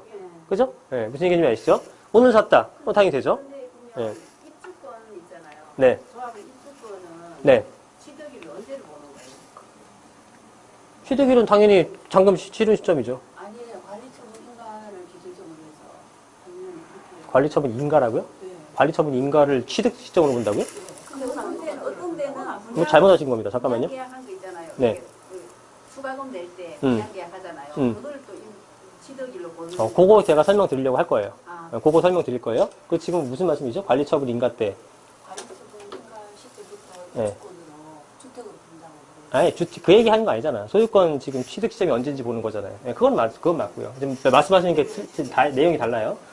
자, 그래서 지금 요게 2018년 12월 31일까지 취득하고 취득일부터 3개월 이내 등록한다에 대해서 설왕설래가 많은데 이 취득의 개념을 제가 그래서 찾아봤어요. 법조문을. 일단 이 취득의 개념이 뭐냐 하면은 등기가 아니고요. 계약까지 가능합니다. 계약이. 이거 엄청 중요한 내용이에요. 올해 내로만 계약만 하게 되면 내년에 등록해도 100% 면제를 받을 수 있다는 얘기예요. 그러니까 얼른 한 달 반 남았으니까 얼른 가서 사세요. 저거 하고. 그 얘기 하려고 오늘 이거 한 거야. 취득한 게 3개월 지나고. 취득하고 3개월이니까 지나간 건 어쩔 수 없고 지금 계약한 것들이 있잖아요. 지금 계약하는 건들도 내가 2018년 12월 30일에 구입했어요. 그리고 31일 날 바로 잔금 치를 수 없는 상황이잖아요. 근데 이런 것도 다 인정받는 데니까 계약만 해놓으면. 그리고 잔금을 언제 했어요? 19년도 5월에 했어요. 상관없다니까? 이거 해도? 근데 뭐 말들이 많아. 이거 취득을 반드시 잔금을 쳐야 된다. 또 등록도 올해 내로 반드시 해야 된다. 아니다. 올해까지 취득은 마치고 19년도 3월 31일까지 해야 된다. 말들이 많은데 그거 다 아닌 것 같고요. 취득은, 계약은 이제 올해 내로 하고, 잔금은 언제 치르든 관계없어. 잔금은 언제 치르든 상관없고, 19년 10월에 치르든, 뭐 20년 10월에 치르든, 제 해석상으로는 문제 없고, 요때 해서 취득하고 나서 19년도 10월 달에 취득했다. 그러면 20년도 1월 전까지만 등록하면 인정받아요. 어? 그래서,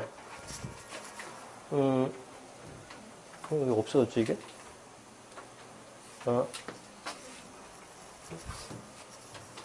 어디 갔냐? 그래서, 요 내용을 이제 우리가 문구를 찾는 거예요. 헷갈리죠?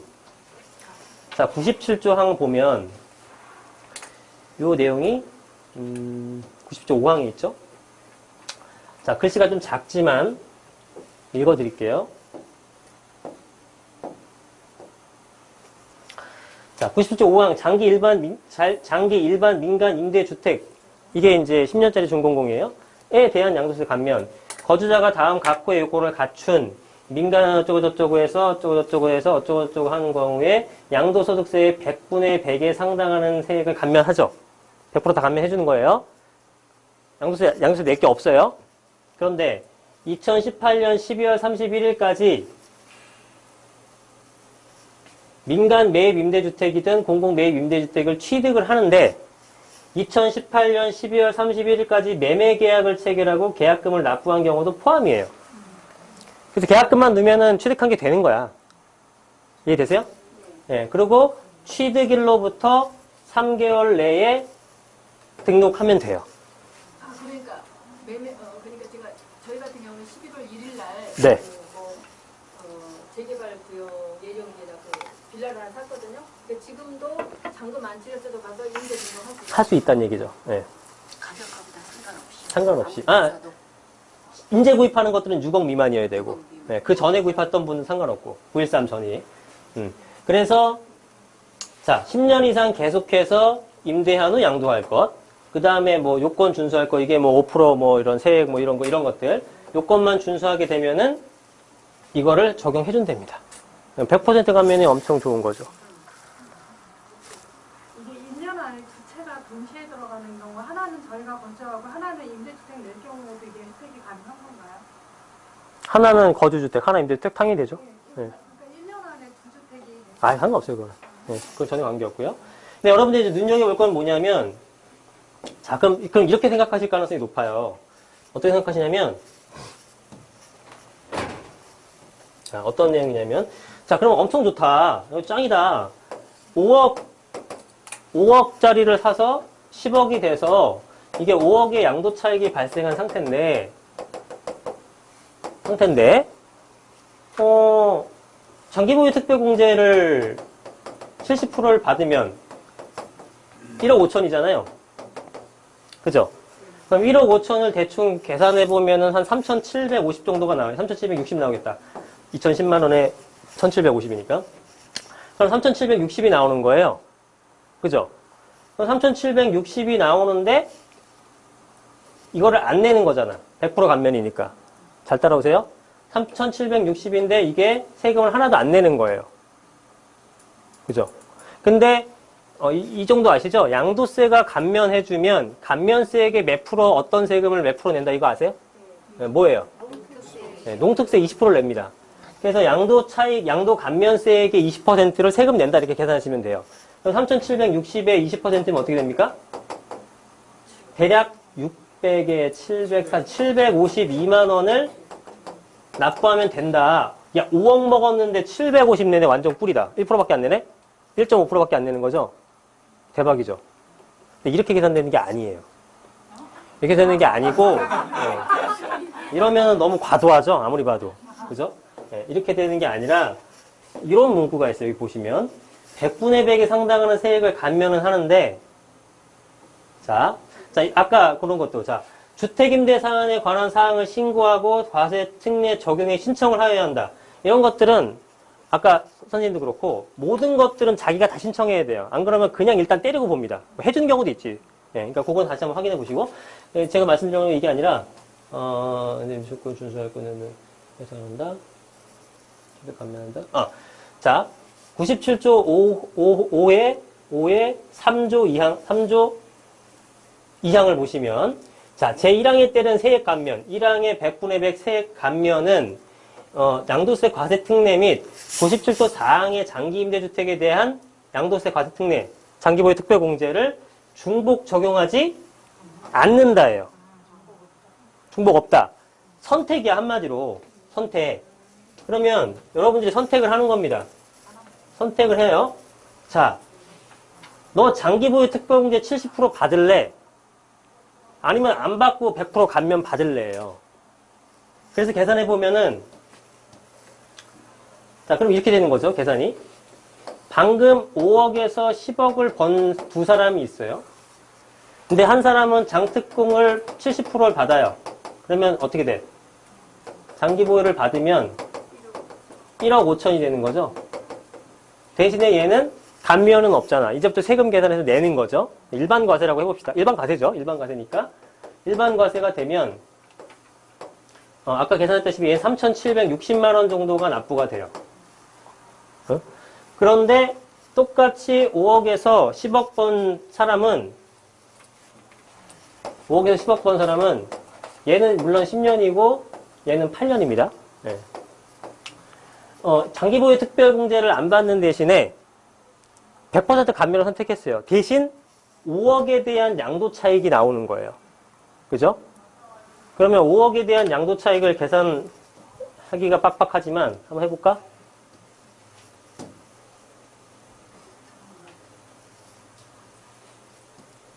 그러니까 어떻게 하냐? 여기 있나요? 5억에 대한 양도 차익을 계산해 보겠습니다. 이걸로 계산하시면 되죠? 그러면 얼마요? 계산 되신 분은 알려주시고 시간 아까우니까. 자, 1200만원에서 6%면은 얼마냐면 이게 72만원이 나오고요. 1200에서 4600의 구간을 계산하는 겁니다. 그럼 이게 얼마예요? 3400이죠. 이해 안 되신 분은 나중에 유튜브 촬영하고 계속 돌려보세요. 3400의 15%는 얼마예요? 510만원이에요. 그 다음에 여기서부터 여기까지 구간이 얼마야? 4200. 4200에 24% 계산하면 1008만원 나와요. 그 다음에 8800에서 1억 5천이면 6200이죠. 6200에 35%. 620, 600에 1860에다가 310만원. 2170만원. 그죠? 그러면 나머지 1억 5천에 38%. 40% 잡으면은 6천. 6천에다가 2%. 300까지. 5,700. 그 다음에 나머지 2억에 40%니까 248, 8천. 이걸 다 더하면 되겠죠? 그러면 얼마가 나와요? 그러면은 1억 3,700에 1억 5천 870 1억 6,878 582 아 힘드네 16 1 9 14 7 1억 7,460만 원. 응? 1억 7,460만 원 나와요. 나중에 영상 보세요. 자, 그러면 자, 이 사람은 1억 7,460만 원이 나왔어. 얘는 1억 7,640만 원이 나왔어요. 근데 이거 돈 내야 된다, 안 낸다? 다 공제해주고 얼마만 낸다? 20%만 내주면 된다. 그럼 곱하기 20%. 그러면은 0, 8, 12, 14, 15, 1, 2, 3. 3,528만 원을 납부하는 거죠. 그럼 별 차이 없죠? 그죠? 그래서 계산해보면 별 차이 없다. 이런 얘기가 막 돌았어요. 근데 금액이 많으면 그러지 않지 않아요? 금액이 많으면 누가 유리할까요? 100%가. 반드시 그렇게 단정 지을 수 없습니다. 시뮬레이션 해보면. 네. 자, 근데 중요한 건 뭐냐면, 분명히 중복 적용은 받지 못해요. 과세 특례에 대한 중복 적용은 받지 못합니다. 과세 특례에 대한 중복 적용은 받지 못해요. 그런데, 과세 특례가 아닌 것들에 대해서는 중복하지 않는다. 그런 표현은 또 없죠. 그 뜻은 뭐냐면, 이거는 장기부여 특별공제 특례를 준 건데, 어렵다. 일반 장기부여 특별공제율은 또 받을 수가 있답니다. 뭔 소리인지 모르겠죠, 이제. 네. 이런 70%의 이 특례 적용까지는 원래 8년 한다고 70% 주는 거 아니잖아요. 장기보유 특별공제를. 5년 해야 돼. 그렇죠. 근데 일반 장기보유 특별공제는 준다고요. 그렇죠. 그래서 그거를 적용하게 될 수 있다는 겁니다. 자, 어디였어? 그러면 얘는 원래 5억이지만 5억이 아니라 30% 적용되니까 70%만 적용되겠죠? 그럼 얼마야? 3억 5천, 1억 5천 까주고 3억 5천에 계산되게 되면 이게 또 현저히 줄겠죠? 그럼 이게 차이가 좀 생기게 되겠죠? 그래서 이게 좀 더 유리는 한 거죠? 이 상태에서는. 그죠? 자, 제가 말한 게 100% 정답은 아닐 수도 있어요. 네, 근데 제가 그 조사한 바로는 이렇다는 거예요. 그런데 이게 30%인데 이 과세 특례 적용이 아닌 일반 그 주택임대 사업자에 대해서는 6년차부터 2%의 장기보유 특별공제 가산이 또 있습니다. 그래서 6, 7, 8, 9, 12%니까 몇 프로예요? 10%죠? 그래서 40%라는 얘기도 있어요. 그럼 이게 60%가 되면 3억으로 될 수도 있다는 얘기입니다. 그럼 세금이 더 떨어지게 되겠죠. 그럼 누가 봐도 이게 유리한 거 아니냐라고 생각하잖아요. 근데 또 생각해봐야 할 건 뭐냐면 아까 어떤 질문해 주셨지만 이 장기보유 특별공제라는 것은 등록하게 되면 이거 갖고 있는 기간을 모두 산정을 해줍니다. 근데 이 양도세에 대한 감면은요, 등록하고 임대 의무 기간만 인정해줘요. 뭔 개소리냐? 여러분들이 이제 여기를 이런 거죠. 논란이 있을 만한 내용이다. 이게 아무런 실무가 없었기 때문에 내가 샀어. 근데 뭐 내가 3억에 샀어요. 나중에 7억 됐어. 기간 동안 10년 흘렀어. 그죠? 내가 또 여기서 5년 더 보유했어. 10억 됐어. 그럼 요거는 인정해주되 요거는 인정 안 해준다는 얘기예요. 근데 장기보유 특별공제는 여기까지 다 인정을 해주죠. 올라간 것들 무조건 적용하잖아요. 70%. 근데 여기는 적용 안 해주니까 갑자기 이때 급등해서 이게 15억 됐어. 그러면 이게 유리한 거예요. 그죠? 그러니까 어떤 게 유리할지는 케이스 바이 케이스야. 내가 볼 땐. 어떤 게 유리하다고 반드시 얘기할 수가 없어요. 그쵸? 개념이 이해 가시면 끄덕이신 분들은 개념 이해 가신 거예요. 그래서 이게 낫네 저게 낫네는 지금 판단할 수 없어요. 시뮬레이션 해봐야죠. 근데 시뮬레이션 할 수 없는 게 나중에 얼마가 오를지 어떻게 알아 또. 그죠? 네, 그래서 일단은 대신에 이거는 내가 가서 그때 상황 봐서 이거를 하든 내가 선택을 할 수 있는 거예요. 그쵸? 선택을 할 수 있기 때문에 뭐 유리한 쪽으로 가시면 돼요. 10년 뒤에 바로 판단하시면 뭐 이게 좀 나을 거고. 그런데 그게 지금 계속 한 물건에 대해서 이렇게 하는 건데 예를 들어 제가 지금 사는 집을 빼고 3개를 등록을 했어요. 그럼 3개 지금부터 했으면 3개가 똑같이 이제 10년을 향해 가잖아요. 8년을 네. 기준하면. 네. 그러면 1개를 팔았어. 그럼 네. 이 3개를 파는 모든 거에 각각각이 적용이 되는 네. 건가요? 각각각이 적용이 됩니다. 각각각이 각각각이 적용이 되고요. 각각 다 적용돼요. 또 궁금한 게 있어요? 각각각 적용이 되는데, 제가 엊그저께인가 유튜브 촬영한 게 하나 있어요. 적용이 안 되는 게 있습니다. 적용이 되는 거. 그 거주주택 비과세는 이거는 적용이 안 돼요. 이거는 중복 적용이 안 됩니다. 당연히 뭔 소리인지 모르시는데 제가 설명드릴게요. 자, 다른 것들은 중복 적용이 됩니다. 얘도 되고 다 돼요. 그런 내용이 없잖아. 그럼 2개 하면 안 된다는 그런 게 없잖아요. 다 되는데 이 거주주택 비과세는 여러분들 뭔지 아시죠? 내가 주택이 A주택이 있고 B주택이 있고 C주택이 있어. 이 사람은 다주택자니까 당연히 중과세를 내야 돼요. 근데 나는 얘랑 얘를 임대사업자로 냈어. 난 거주 중이야. 2년 채웠어. 그럼 얘 팔면 어떻게 된다? 비과세를 받습니다. 비과세를. 그죠? 비과세를 받게 되는데, 왜 그렇게 안 하면은, 야, 나 그러면은 1주택 내가 집을 사서 임대를 놓고 싶어? 혜택 안 주면? 아무도 안 하겠죠? 비과세 받는 거 훨씬 혜택이 크니까. 그러니까 임대 활성화가 안 되니까, 야, 네 거 빼고 나머지 거는 주택수로 포함 안 시킬게. 이렇게 되는 거예요. 그래서 얘는 2년 거주주택은 2년 거주요건을 채우게 되면 얘는 반드시 거주를 해야 됩니다. 파리 대책이고 뭐가 없어요. 얘는 무조건 채웠어야 되네요. 그래서 거주요건만 채우게 되면 비과세를 받아요. 이거를 거주주택 비과세라고 표현합니다. 자, 여기서 중요한 거예요. 자, 그러면 이렇게 생각할 수가 있어요. 양도세라는 것은 양도하는 시점을 기준으로 주택수를 산정해서 계산하는 거기 때문에, 자, 만약에 내가 주택이 계산 편하기 위해서 2개만 해볼게요. A라는 주택이 있고요. B라는 주택이 있어요. 자, B라는 주택. 이것도 16년도에 구입했기 때문에 뭐 거주요건 안 채워도 돼. 그죠? 파리주택 전에 구입한 거니까. 그럼 얘를 임대사업을 내고 임대기간, 의무기간을 채웠어. 얘 팔았어. 5억에 사가지고 9억 됐어요. 비과세 받아 못 받아? A주택을 내가 거주하고 있는 승훈이라는 사람이 A 아파트를 사서 거주를 하고 있었어요. 5억에 샀어.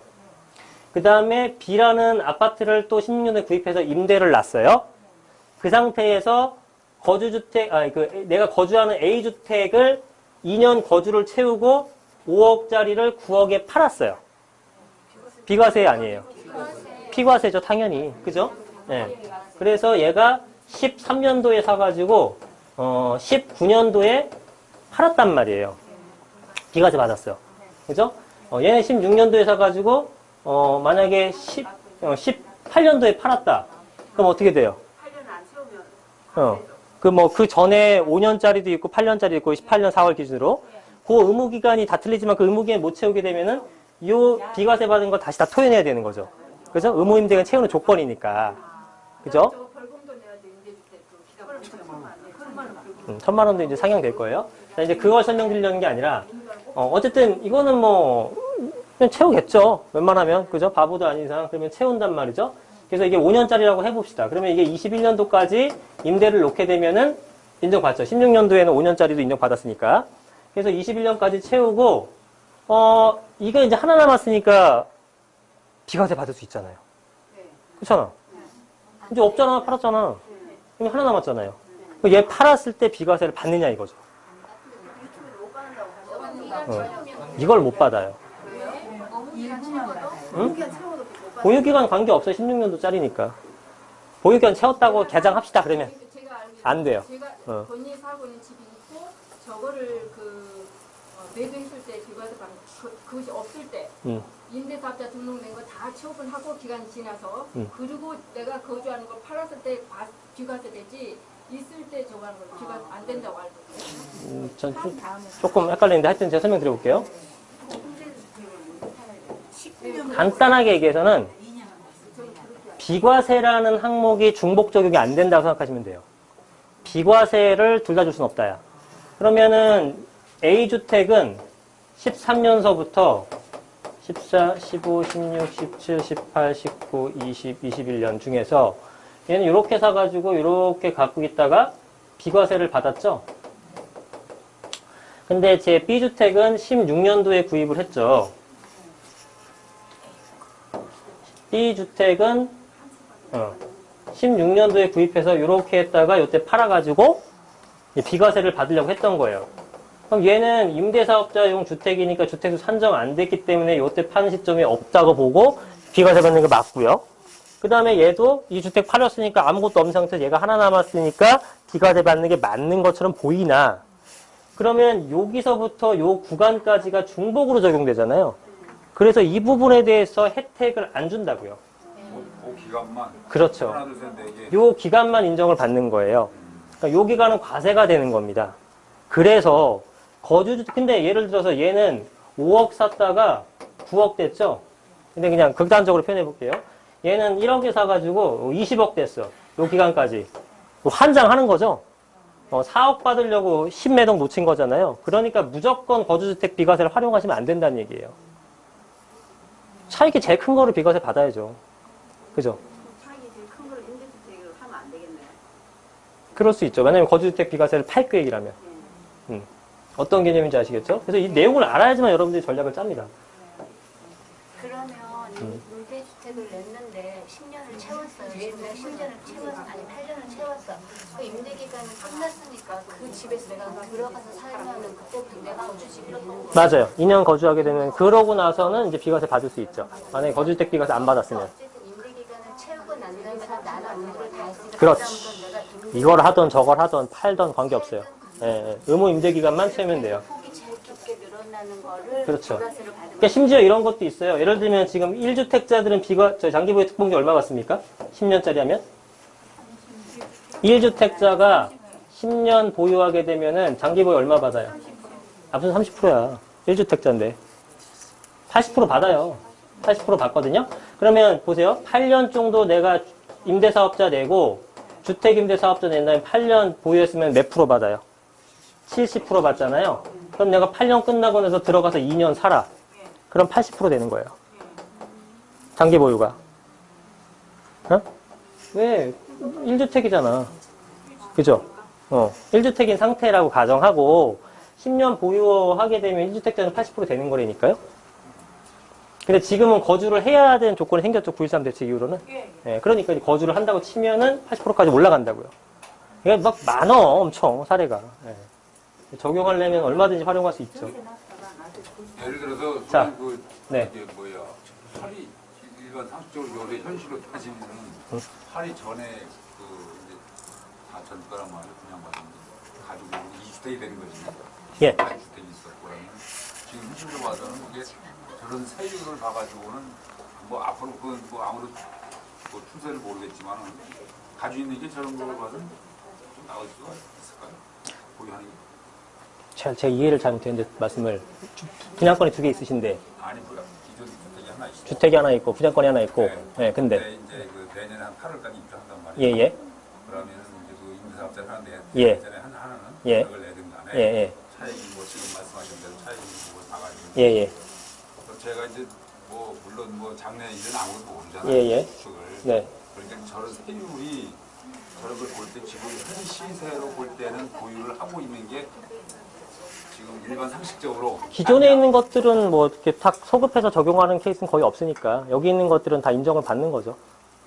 그러니까 보유하고 있는 게 낫죠. 뭐 이런 여러 가지 혜택을 보면. 네. 그럼요. 당연히 보유하는 게 낫죠. 파는 것보다. 사업자를 내고 임대사업자를 내고 네. 이거 임대사업자 내느냐 안 내느냐는 중요하지 않고 보유하는 게 중요한 것 같아요. 근데 만약에 임대사업자를 안 내게 되면 약간 모험을 거는 거고 정책이 바뀔 때까지 버텨야 되는. 그게 좀 불안하다고 하게 되면은 뭐 바뀌면 좋은 거고 안 바뀌더라도 8년 지나면 자유의 몸이 되니까 가는 거죠. 예. 정권이 바뀌어야 되는데 정권 뭐 정책 세계 얘기하고 싶진 않지만 바뀔지 안 바뀔지 모르는 거잖아요. 안 바뀌게 되면 지금 기조를 유지한다 그러면 또 답답해질 수 있는 거죠. 그죠? 예.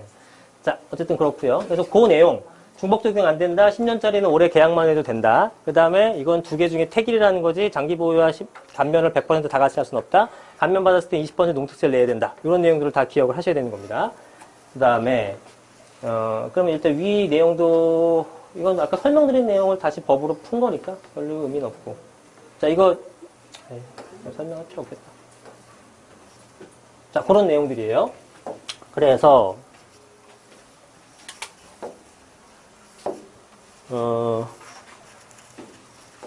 자, 그래서 지금은 어쨌든 현 시점에서 우리가 투자를 적용할 때는 올해까지는 어떤 걸 6억 웬만하면 공시가 6억 미만이니까 웬만한 것들 어떤 거를 구입하더라도 양도세 100%의 감면 혜택은 누릴 수 있다라는 게 포인트가 되는 거예요. 그죠? 다주택자든 뭐든 관계없어요.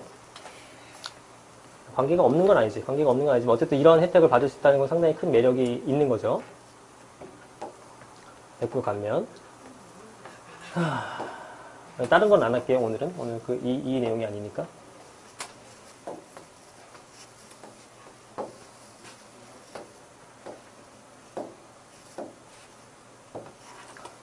자, 그래서, 지금 주택임대사업자가 조금 설명 들었는데 내용이 너무 사실 쉽지는 않아요. 쉽지는 않고 이게 확정적이지 않은 부분들도 워낙에 많긴 합니다. 그래서 어떤 게 뭐 정답이 될지 모르겠지만 일단은 개념 자체를 좀 이해하시고 몇 가지 우리가 이거를 활용해 먹을 수 있는 것들은 분명히 있어요. 활용할 수 있는 것들은 분명히 있다. 그래서 그런 부분들을 이용해서 하시면 될 것 같다는 생각이 좀 듭니다. 세금이 제일 어렵죠. 질문도 세금할 때가 제일 많이 나와요, 보면. 네. 그래서 지금 뭡니까? 자본금, 투자금이 있는 상태에서 다만 지금 세법적으로 너무 하면 안 될 것 같다라고 생각하셨던 분들은 이런 것들을 활용하시게 되면은 제가 볼 때는 올해까지 하는 것들이 차라리 더 나을 수 있다는 생각이 들어요. 네. 이런 거를 활용하셔서 투자하시면 될 것 같습니다. 계약만 하고 전세는 아직 안 나와도 되는 거죠? 네, 올해 계약만 해도 됩니다. 계약까지만 해도 됩니다. 임대사업자 등록은 해야죠. 임대사업자 등록? 올해 안 당연히 해야죠. 올해 안에 안 해도 된다니까? 취득하고 나서 3개월 내로. 예? 네? 등록 올해 안 해야 되는 거 아니에요? 아니라니까? 취득하고 올해 내로 계약만 치고요. 취득하고 3개월 이내만 하면 된다고요.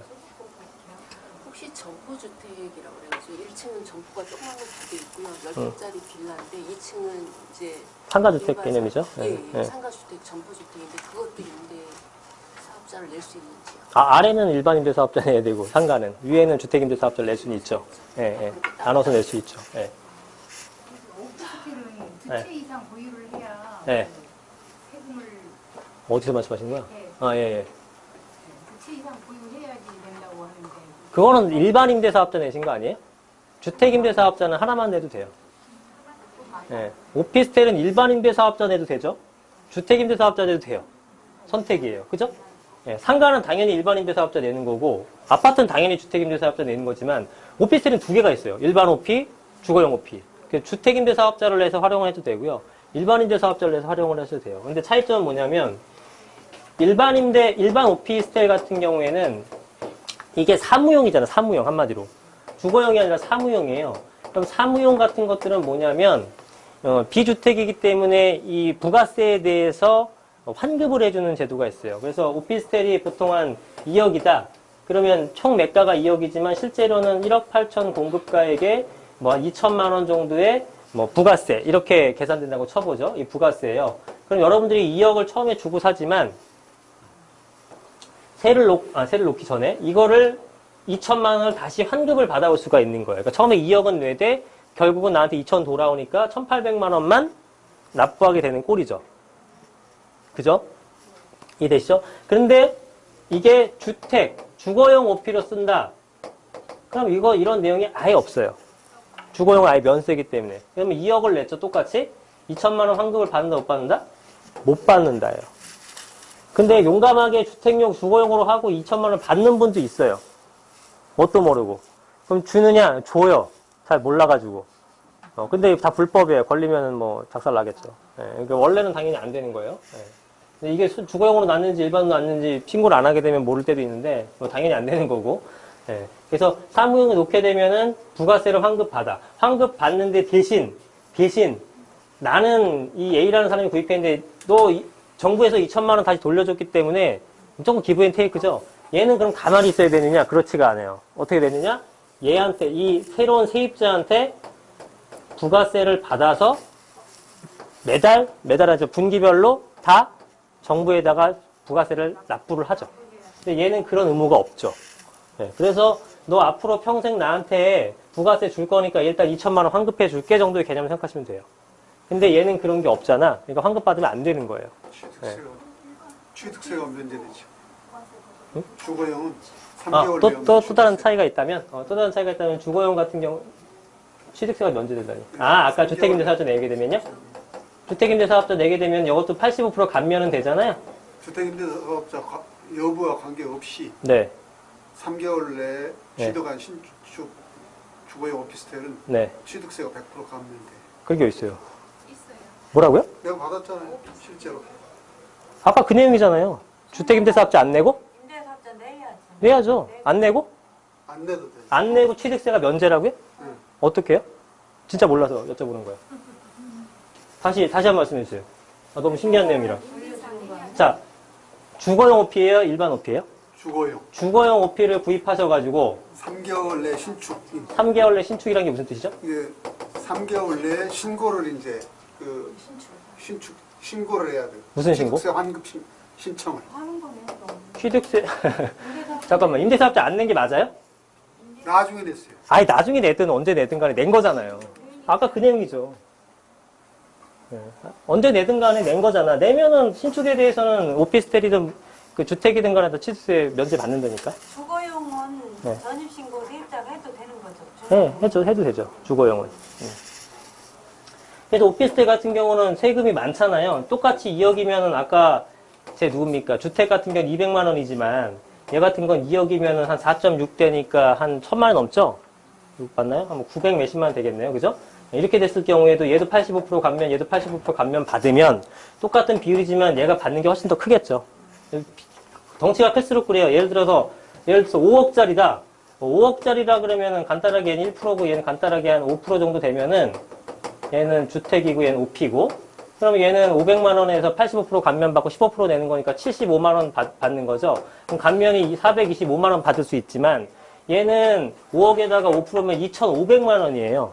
근데 여기서 15%만 내면 되는 거니까 250에 375를 내면은 얘는 감면이 2,125만 원을 감면받는 거죠. 그러니까 감면은 훨씬 더 이득을 볼 수 있어요. 그래서 이 제도가 있어서 오피스텔 또 거래가 굉장히 잘 되고 있습니다. 네, 그리고 대출도 좀 더 요즘에 편하고 주택보다는. 그래서 이건 주택임대사업자 내에는 조건이에요. 내에는 조건으로 가능하다. 네. 헷갈리게 하지 마세요, 자꾸. 2억 6천짜리 취득목세 없나요? 근데? 있죠. 봐보세요. 아까 내용이 뭐였냐면 취득세는 200만 원이 넘어가면은 85%였어요. 200만 원 미만이면은 100% 면제. 그럼 1억 9,900짜리 주택이면 어떻게 되겠어요? 1억 9,900에 취득세 1%면 199만 원이잖아요. 이거는 85%가 아니라 그냥 하나도 안 낸다고요. 근데 2억 1,000만 원이면은 이게 210만 원 되잖아. 그러면 넘어가니까 85%만 된다. 그러면은 210만 원에 15% 내는 거니까 30만 5천 원을 내는 거란 말이에요. 자, 그럼 오피스텔은 4.6이잖아. 그죠? 그럼 오피스텔 1억짜리 하게 되면 얼마 나와요? 460 나오죠? 오피스텔 1억짜리에도 100% 면제 못 받는 거예요. 개념 이해 가십니까, 지금? 네. 그러면 오피스텔에 면제 받으려면은, 얘도 4%로 계산하는 거죠? 나머지 거는 별도의 세금이니까. 그럼 얘는 5천만 원이 기준이 되는 거예요.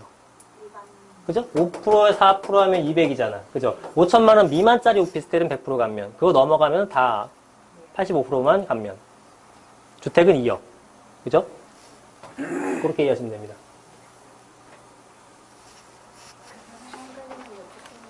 이게 아까 그 비과세 요금 준비될 수 없다는 거하고 조금 납득이 안 됐는데 집이 몇 개를 갖고 있든지 간에 비과세를 하나 그러니까 차익 제일 많이 벌어진 걸 갖고 싶은 감면을 받는 거죠. 비과세가 아니라. 그러니까 제가 수익을 제일 많이 내고 싶으면 네.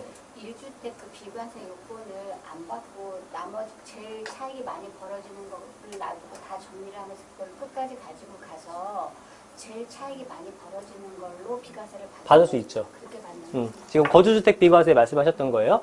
아까 차익이 조그만 것들을 비과세 받느라 그때 얘가 올라간 것보다 더 많이 벌었던 주택이 이 기간 동안에 과세를 못 받으면 억울하니까 요거를 안 팔고 요거를 혜택 받기 위해서는 얘를 제일 마지막에 남겨놓고 팔면 당연히 혜택 받는 거예요. 네, 거주택 비과세 쓰지 않으면. 네, 쓰지 않으면. 임대사업자 등록은 그럼 그 저기 이 기존 주택이 있고 이제 내년에 8월이면 3개월 내에 그 네? 내년에 입주하고 네? 세를 놓든 네. 뭐 내가 입주를 하든 3개월 내에 그 임대사업자를 내면 되는 거죠.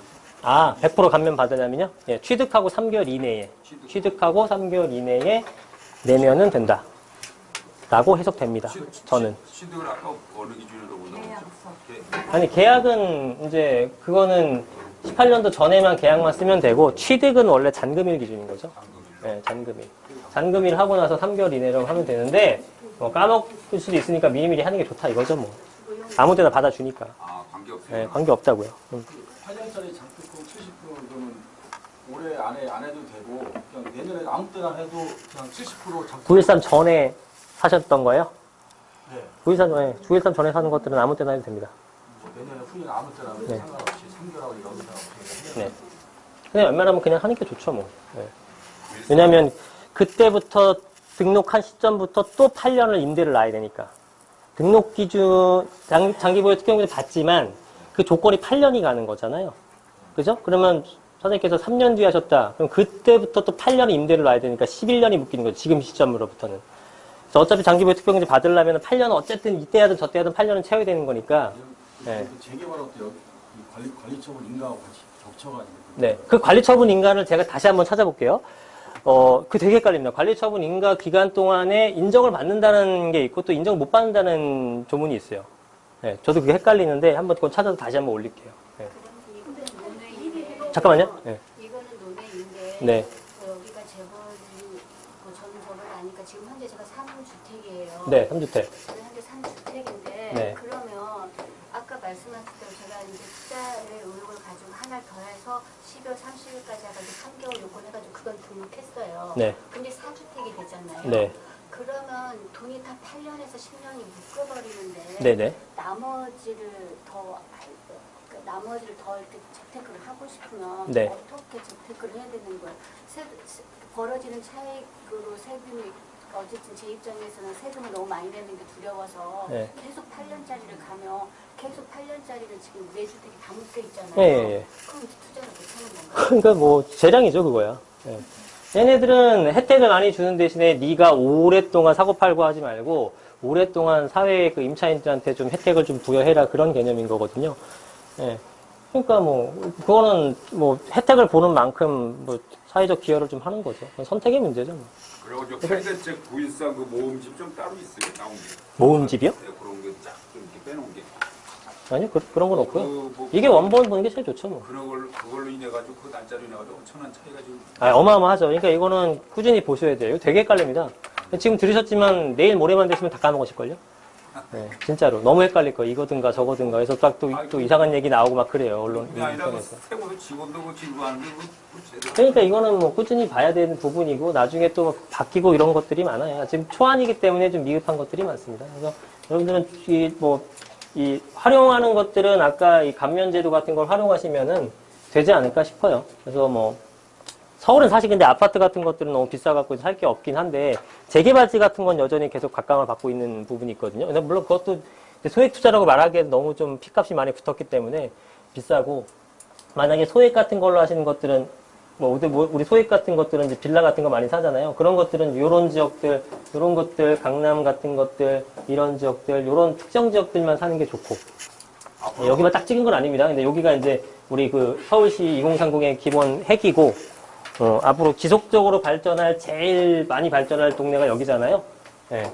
발전이랄 것도 없죠. 여긴 재건축이니까. 뭐 이런 것들. 이런 지역에 있는 것들은 뭐 아직도 소액으로 가능한 것도 있으니까 지금 사실 투자 많이 하셨던 분들은 자금이 없을 거예요. 근데 그걸 놀리느니 이걸 해놓고 나서 보세요. 지금 그게 금액이 싸던 비싸던 이걸 갖고 있어서 10년을 갖고 있어요. 예? 돈 크게 안 들어가잖아. 3천에서 5천밖에 안 들어가거든요. 그럼 딱 5천짜리 묻어놓고 10년짜리 적금 넣었다 생각하시는 거예요. 그럼 10년짜리 적금 넣어봤자 10년 뒤에 얼마나 받아요. 그죠? 근데 이거는 올라간 것들에 대해서 다 감면을 받게 되기 때문에 실제로 수익률이 엄청나게 좋다니까요.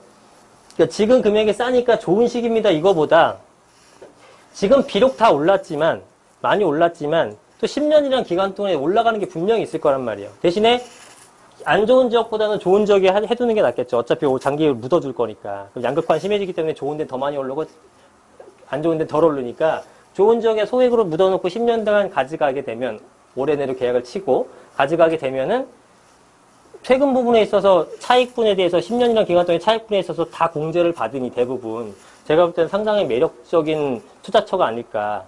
매년에 해갖고 이거 못 받고 나서 5억 오르는 것보다 지금 해갖고 2억만 오르는 게 더 나을 수도 있다니까요. 세금 계산해보면. 그래서 엄청나게 좋은 마지막 시기가 아닌가 싶어요. 정책적으로. 이게 한몰 되는 거잖아요. 1몰 기간이 18년 12월 31일까지니까 그 기간 동안에 열심히 활용하시면 제가 볼 땐 좋다라는 겁니다. 그래서 이제 구체적인 뭐 이런 그 매물에 대한 상담이나 이런 것들, 투자에 대한 상담이라는 것들은 밖에서 인폼 통해서 개별적인 상담 받으시면 됩니다. 저희 상담원들한테 받거나 아니면은 뭐 하여튼 이렇게 해가지고 상담 받으시면 됩니다. 앞으로 소장님 한 가지 한번 물어볼게요. 네.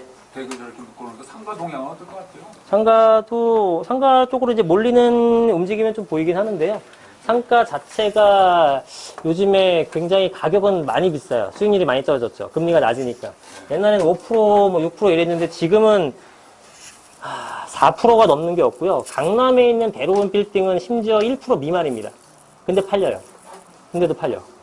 나중에 보면은 뭐 관리비랑 못 빼고 마이너스 난다 이런 얘기까지 있을 정도로 수익률은 떨어져 가는데 그건 예측했던 바이긴 합니다. 왜냐하면 금리가 낮기 때문에 기대 수익률은 금리 따라가는 거잖아요. 은행 금리가 10%인데 오피스텔 7%였는데 아무도 안 사죠. 그때는 15%에 대합하는 거고. 하지만 지금 금리가 2%인데 누가 15%에 팝니까? 더 비싸게 팔죠. 그러니까 당연히 수익률도 낮아지게 되는 거니까 금리가 저금리를 유지하는 수익률은 점점 떨어지긴 할 겁니다. 네. 상가에 대한 수익률은 상권은 이제 분명히 이제 거기 똑같아. 이런 지역들.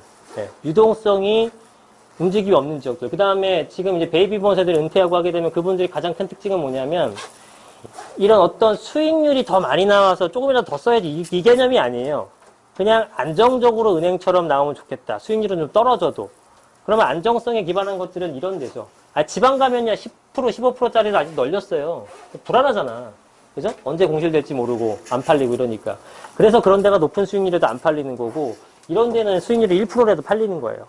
네, 이런 것들은 아마 상승은 더 하겠죠, 가격은. 그래서 이런 것도 상권이나 상가들도 입지는 좋은 데로 찾아다니셔야 될 걸로 보여집니다. 나머지 상담은 이제 밖에서 개별적으로 하시기 바랍니다. 오늘 고생하셨습니다.